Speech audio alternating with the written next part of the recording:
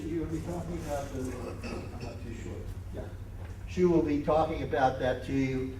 There are citation management tools that keep all your sources you have cited and in various forms, APA, NLA, whatever it may be. Okay, any questions?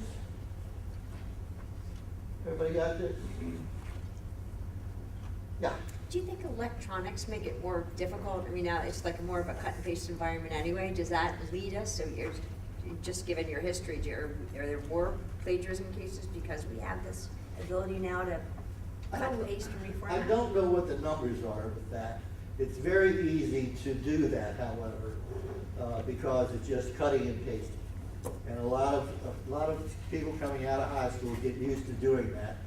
Somehow or another they get away with it.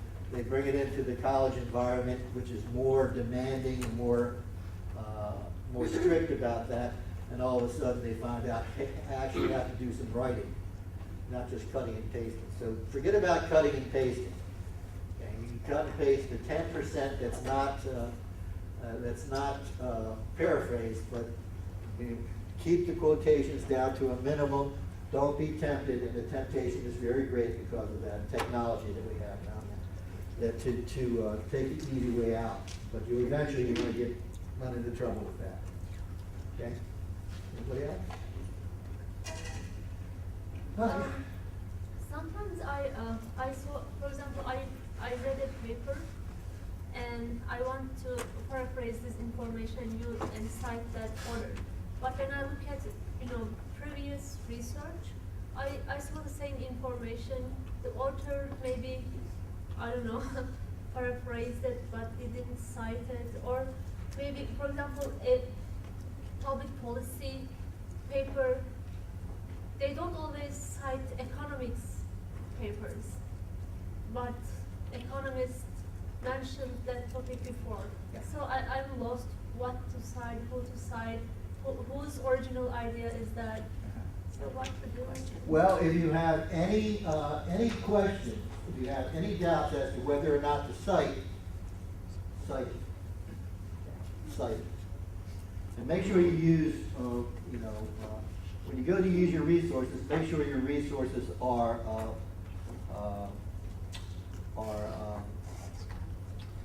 good resources. Wikipedia does not work. Do not use Wikipedia. That's not a reliable source. Always use a reliable source. And that's a whole other discussion of how to determine what's a reliable source and what's not. But basically, if it's a professional journal, a professional magazine, a textbook, or something like that, it's going to be a reliable source. But what you find on the internet may be questionable, unless it's a professional site. And there are some sites that look professional that aren't, but that's something we won't have time to go into very much. Okay? All right, so check, in the case where you find something like that, one of the things you might do is check with your instructor. Say, I'm a little confused about this. Can you help me out? That's what we're here for. Okay? All right, shoot. Yeah.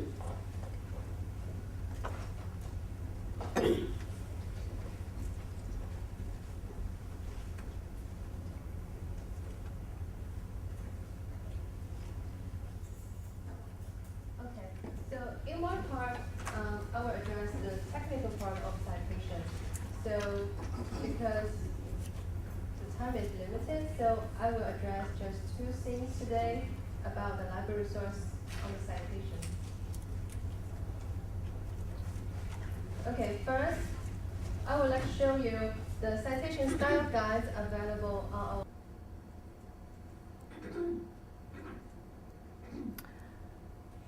So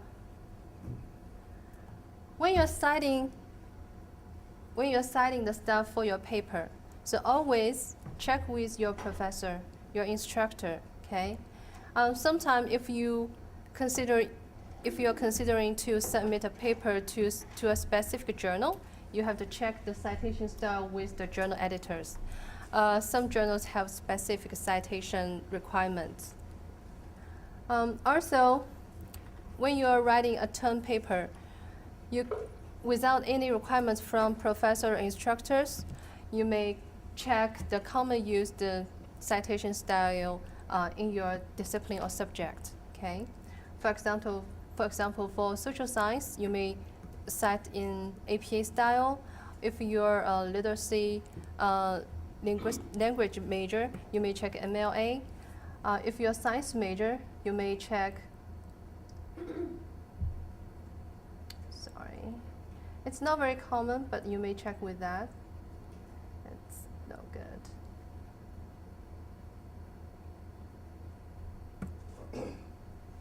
You may check the CSE, Council of Science Editors, citing style, okay? Okay, the next thing I would like to mention is the citation management tool. I think many of you may have used like citation management tools such as RefWork, Zotero in your undergraduate work. At UMBC Library, we have Web as our citations management tool purchased by the institution. Web is a web-based citation management tool. The benefit of web-based is you may access your account from anywhere with internet access. You just need to register for your account at first time from a UMBC authorized IP address. So, for example, you can register your account from the workstations on this campus. So after that, you don't need to use any UMBC IP address to access. You can access from anywhere, from off campus. Another benefit of this tool is it works with most of databases we have. For example, you can transport your article citation information from database like Web of Knowledge and most of EBSCO databases to your Web account directly. So for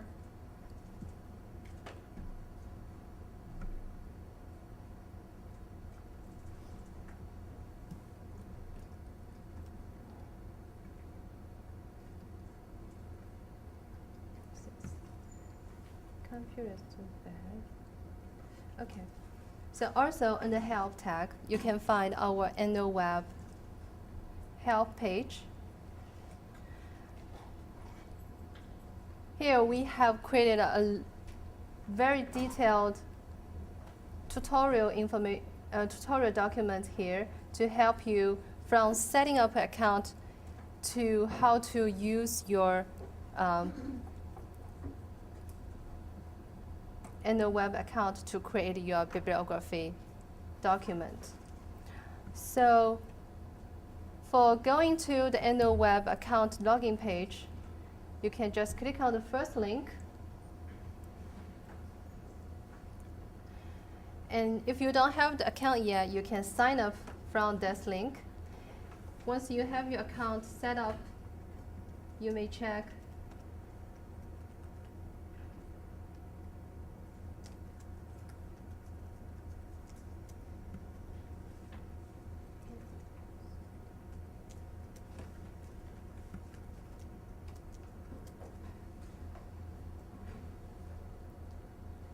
you may log into your account to check all the citations you have saved. Excuse me. I have a question from just the yearly transition from last year to this year. For instance, I've been using it for roughly about a year and a half now, and I noticed that if I'm trying to basically export my bibliography after I get like my citations loaded up, it doesn't. I know in the past I was able to select what format I wanted the bibliography to be